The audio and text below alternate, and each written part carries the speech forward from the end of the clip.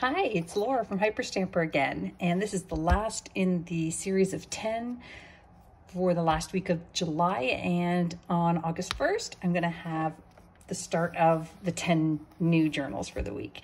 So here we go. This is a very old book, and it's darker than most of the ones that I have, and I chose that on purpose. I do get requests for some grungy style books or old style to leave them looking as old as possible.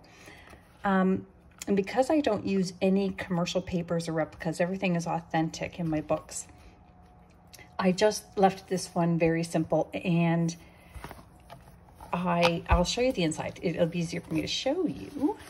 So I've left the original pages in the book because oddly enough, they were in pretty good shape to leave in for a 122-year-old book. And the reason I found it was 122 years, I looked forever for the date on this book. Look at, by the way, it's called The Right of Way, and look at this spectacular image in it. And I mean, the colors are beautiful from its natural aging. Anyways, I was looking for the date, and finally it dawned on me, this is the date, the year 1901. So it was 1901. I thought that was, I just felt like a dodo bird. Oh, I get it. Anyways, this was dedicated to the author's mother, and a lovely little inscription here that you can read through. Little note page, and I covered that with an antique book page, just because it was starting to get a bit redundant there. And here we go. Let's do the rest of the journal of this book. There are a few tea-dye pages that I added because I like you to have extra journaling space. And this is a vintage dictionary page, and inside is a page I pulled out of a sewing instruction book. And look at this lovely happy woman. Again, these fashions, I would wear them today. I swear I would. I wouldn't be that skinny, but I would definitely wear that skirt. And this little leather piece here is from a book that fell apart, so I just chopped it up. Keep using it. This is from a little teeny tiny deck of cards, a little children's storybook, and I put a little flip up here and pulled this from a book that says Yesterday and Today. Perfect, right, for an antique journal? Some vintage playing cards. That could be 31 or 13, lucky 13, or just have fun with it. And this came from the art book from the 1960s, the Hal's book, and I used all of the plates this week from that little book, and this is a lovely one. It's got a landscape here, but look at this beauty. Isn't she stunning? And I love it. I really do. It's a beautiful vintage plate. And again, this is from that 1950s German magazine. She is wearing a sweater I want. And look at this little cardigan and top here. I mean, I love it. I'm so jealous of their fashions in the 50s. This is from that wonderful Mother Goose book that I've been using this week as well, from the 1940s. And I couldn't bear to cut this off because it would have cut off the kangaroo to make it fit in the book. So I just folded it over.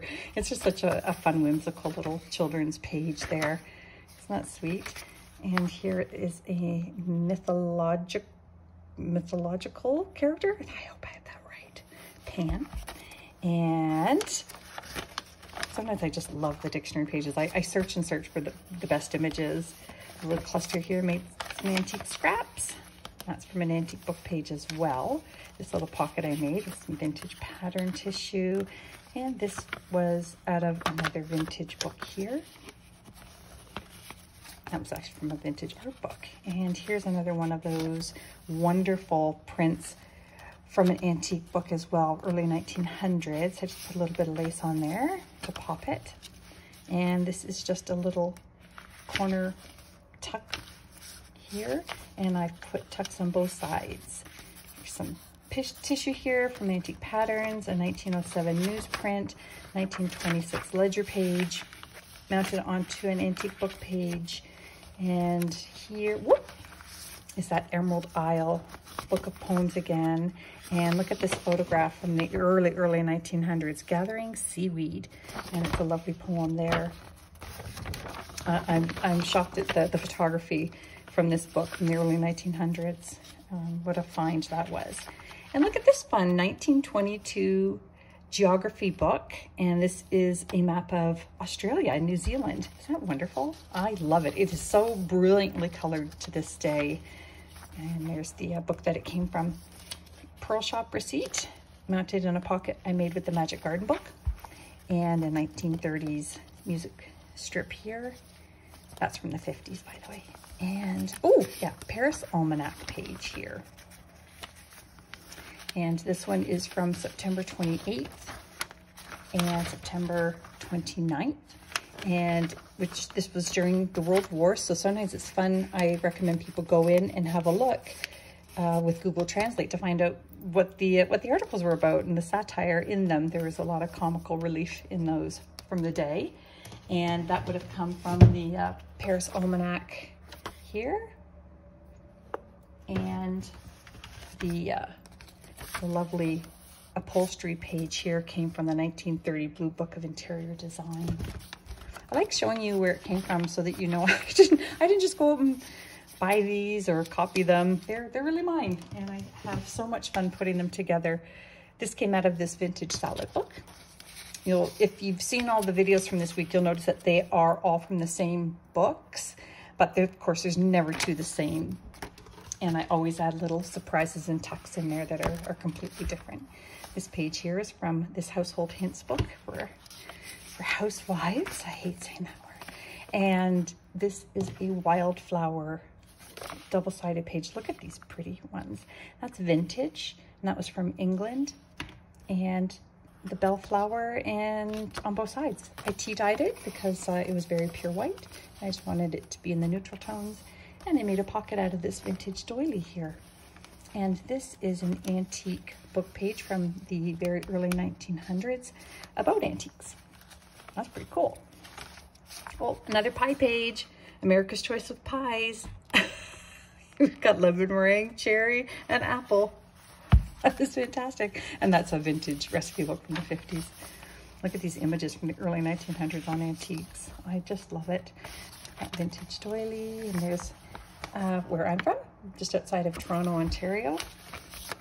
And this is really cool. I've been holding on to this and not knowing what to do with it. So I just thought I would make it in a little tuck surprise for somebody. I haven't figured out exactly what it is. It almost looks like somebody put stickers on here, but it is not. These are printed images on, this came out of a book from the 1800s. So just enjoy it. It's wonderful. And I just made the cluster out of more antique paper and mounted all of this back onto a 1930s music sheet.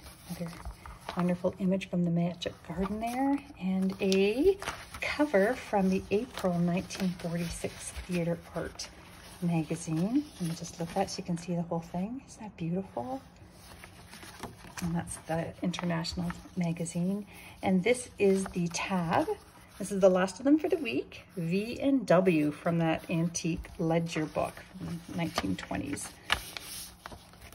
And I made this pocket out of a vintage encyclopedia page. And inside I put a tag that I made out of a vintage sewing tissue, pattern tissue.